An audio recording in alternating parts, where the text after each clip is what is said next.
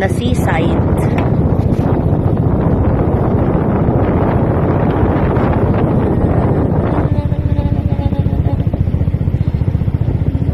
Tapos doon kami nag-camping, nag-tent pitching ni Ate Gillette.